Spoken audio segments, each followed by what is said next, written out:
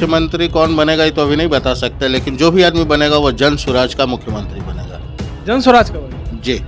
मुख्यमंत्री कौन बनेगा ये तो अभी नहीं बता सकते, लेकिन जो भी आदमी बनेगा वो जन स्वराज का मुख्यमंत्री बनेगा। जन स्वराज का बनेगा जी। व्यवहारिक रूप से जो भी जन स्वराज बोल रहा है वो करने में सक्षम है, इसलिए बोल रहा है। तेजस्वी यादव को बोलना है, कुछ भी बोल सकते हैं। जितना भी ये शोर शराबा आप राजनीतिक समीकरण का सुन रहे होते हैं, वो सब शोर शराबा 20% लोगों के बीच में हो रहा होता है। जो 80% व्यक्ति है वो इससे बहुत दूर होता है। आज उसको ऑप्शन मिला है। बिहार में किसकी बनेगी सरकार और कौन होगा बिहार का अगला मुख्यमंत्री, इन तमाम मुद्दों को लेकर चर्चा करने के लिए हमारे साथ कई लोग जुड़े हुए हैं। कौन बनेगा इस बार मुख्यमंत्री? मुख्यमंत्री कौन बनेगा ये तो अभी नहीं बता सकते, लेकिन जो भी आदमी बनेगा वो जन स्वराज का मुख्यमंत्री बनेगा। जन स्वराज का बनेगा जी। हम जब क्षेत्र में घूमते हैं तो लगता है कि एनडीए और तेजस्वी जी ज़्यादा मेहनत कर रहे हैं। क्षेत्र में तो आपको जन स्वराज ही दिखेगा। अच्छा। नेतागण आपको नहीं दिख सकते हैं, वोटर्स नहीं दिख सकते हैं। अच्छा, वोटर भी गए? वोटर्स नहीं दिखेंगे ना। मान लीजिए कि जो पहले से सरकार में है या विपक्ष में है या 20 साल की जो राजनीतिक पार्टियां हैं, उनका अपना एक कैडर वोटर होगा, तो वो तो आपको दिखेंगे। जन स्वराज का वोटर नहीं दिखेगा, लेकिन सरकार जन स्वराज की ही बनेगी। सवाल है कि लालू यादव से राजनीति शुरू होती है, लालू यादव से राजनीति खत्म। लोग जो है चाहे उनके पक्ष में जाकर वोट करते हैं या विपक्ष में जाकर, तो प्रशांत किशोर ऐसा काहे नहीं कर रहा है? लालू यादव से शुरू होता है, लालू यादव पर खत्म हो जाएगा। प्रशांत किशोर मोदी जी भी आ रहे हैं तो वो भी 15 सालों की राज की बात करते हैं, ना ही 20 सालों की बात करते हैं। प्रशांत किशोर इस तमाम मुद्दों को छोड़कर आगे बढ़ रहे हैं। उसे पलायन, विकास, काहे नहीं लालू यादव को टारगेट कर रहे हो? 40 साल से बिहार की क्या विधि व्यवस्था है वो आप भी देख रहे हैं, हम भी देख रहे हैं। एक बार मान लीजिए मौका मिला लालू यादव को, 15 साल उन्होंने बिहार राज्य को दिया। 20 साल से बैठे हैं अपने नीतीश कुमार जी।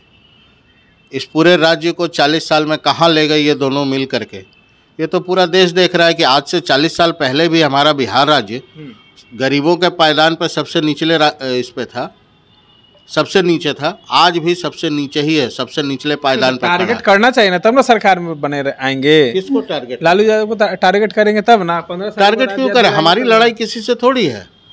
हमारी लड़ाई बिहार से है, बिहार के लोगों से है, बिहार के अस्मिता से है। अच्छा। जो इन लोगों ने पिछले 40 साल से अस्मिता को बचा के नहीं रखा, हमारे संस्कार को नहीं बचा के रखा, लड़ाई इससे है। हमारा ना एनडीए से लड़ाई है, ना तेजस्वी यादव से लड़ाई है, ना आरजेडी से लड़ाई है। क्यों लड़ेंगे भाई? हम बिहार को बदलाव के मूड में है। हम व्यवस्था परिवर्तन के लिए आए, व्यवस्था परिवर्तन के लिए आए हैं। जिस तरह का लूट खसोट मचा हुआ है, भ्रष्टाचार मचा हुआ है, उसको बदलने की बात कर रहे हैं। हम पलायन रोकने की बात कर रहे हैं, हम शिक्षा देने की बात कर रहे हैं, हम स्वास्थ्य देने की बात कर रहे हैं। तो हम इन मुद्दों पर बात करेंगे ना। हम महिलाओं को स्वरोजगार देने की बात कर रहे हैं, हम किसानों को वो पैसा देने की बात कर रहे हैं। तो महिलाओं को ऋण देने की बात कर रहे थे। तेजस्वी यादव 30,000 रुपये महीना देने की बात।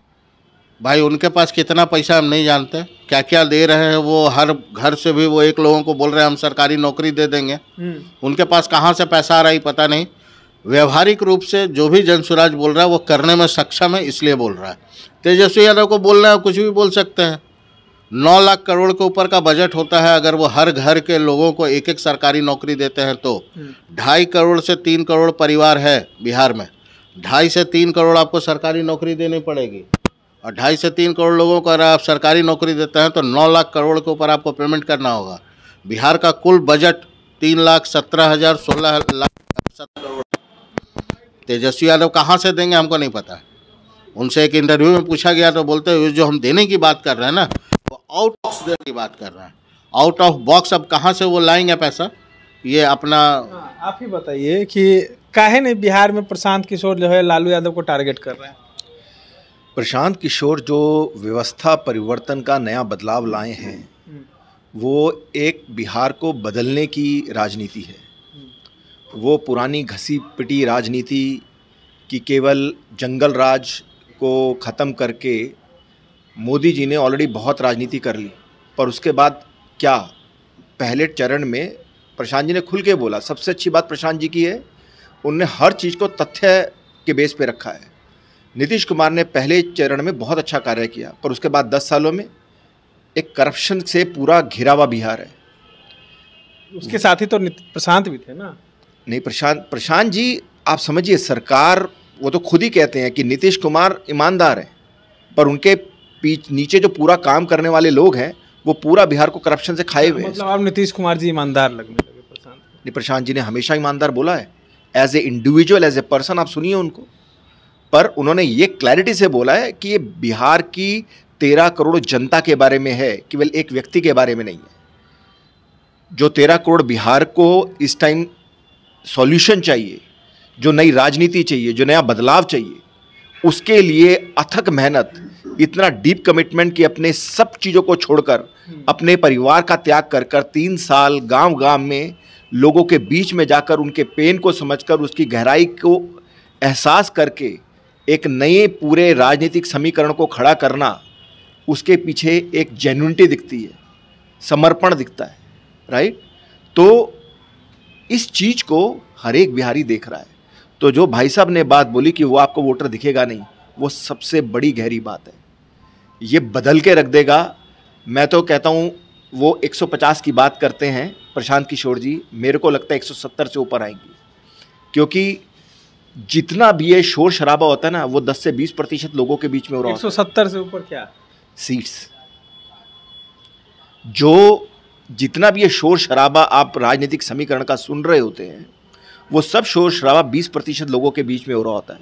जो 80% व्यक्ति है वो इससे बहुत दूर होता है। आज उसको ऑप्शन मिला है, आज उसको एक बदलाव का एक रास्ता मिला है, और वो जो वोटर दिख नहीं रहा आपको, वो बदलाव लाने वाला है। मोदी जी ने मन से ना तो एक बार प्रशांत किशोर के खिलाफ कुछ बोला है, ना ही, क्योंकि आज मुजफ्फरपुर में भी हैं, छपरा में भी हैं, वो प्रशांत किशोर को कोई तवज्जो ही नहीं दी जा रही। ये तवज्जो नहीं, ये अपना उनका एक राजनीतिक स्ट्रैटेजी समझ लीजिए। बट वो भी इस चीज़ को समझ रहे हैं। जब आप एक्चुअली में इंटरव्यू के क्वेश्चन का आंसर सुनेंगे अमित शाह जी का, तो चेहरे से ना, बॉडी लैंग्वेज से समझ आता है कि उनको कितना भय है उस चीज़ का। जब वो ये बोलते हैं कि जब जन का उनको मिलेगा तो वो प्रशांत जी ज़रूर उसको आगे निभाएं, वो दिखता है कि कहीं मन में उनको क्लियर है कि प्रशांत जी और जन स्वराज ही आने वाला है। लगता है, क्योंकि अमित शाह भी बिहार में हैं, मोदी भी बिहार में हैं, प्रशांत किशोर की चर्चा नहीं हो रही। 15 सालों की जंगल राज की चर्चा जरूर हुई। प्रशांत किशोर की लोग चर्चा करने में हिचकिचा रहे हैं। जो जितने इस्टेब्लिश्ड पार्टियां हैं, लाइक बीजेपी, जदयू, राजद, ये लोग हिचकिचाते हैं कि चर्चा करेंगे उनकी और हाईलाइट हो जाएंगे। तो हाईलाइटर है ही है, तो ऑलरेडी हाईलाइटेड है। तो यहाँ वो बात नहीं है कि क्यों नहीं हो रही है। जन स्वराज का जो अंडर करंट है वो बहुत हाई है, किसी को समझ में नहीं आएगा। जो हल्ला गुल्ला जो हो रहा है, वो लोग दिख रहे हैं कि बीजेपी है, जदयू है, राजद है, अंदरूनी करंट जो है जुआ वर्ग का स्पेशली, वो किसी को अंदाजा नहीं है। पार्टी को अंदर से झटका मारी है एकदम वो अंदाजा नहीं है किसी को कितने वोटर्स हैं अंदर सब, जुआ वर्ग स्पेशली। वो जो रिजल्ट देंगे ना, वो किसी के समझ में नहीं आएगा कितना रिजल्ट आया कैसे। आप भी कुछ बोलना चाह रहे थे? अभी आंकड़ा जो सर अभी बता रहे थे कि युवा वर्ग जो है, युवा वर्ग हमारे बिहार में 60% है। युवा हम उनको बोलते हैं जो 18 साल से ऊपर और 40 साल से नीचे हैं। और आप विश्वास नहीं करेंगे, उस 60% में 80% वोट हमको पड़ने जा रहा है। गारंटी 40 से 50%, 47% वोट हम लोगों को पड़ने जा रहा है। गारंटी पूरे तभी हमारे को 150 बार भी छठ में लोग इसी उम्मीद से आए हैं कि प्रशांत किशोर ने कहा था कि अगर आप आते हैं तो हमारी सरकार बनेगी, तो आपको जाने नहीं देंगे। बिल्कुल सही। लोग नहीं जा रहे हैं, वोट करके जाएंगे। वोट करके जाएंगे? हाँ, बिल्कुल वोट करके जाएंगे इस बार। हाँ, जितने बच्चे अभी आ रहे हैं उनको देखिए, ट्रेन में जगह नहीं होने से बस को हायर किए हैं। तो कह रहे हैं कि वोट करके जाएंगे वो। किसी से ले लीजिए इंटरव्यू, आप इंटरव्यू और ऑलरेडी ले रहे हैं लोग इंटरव्यू।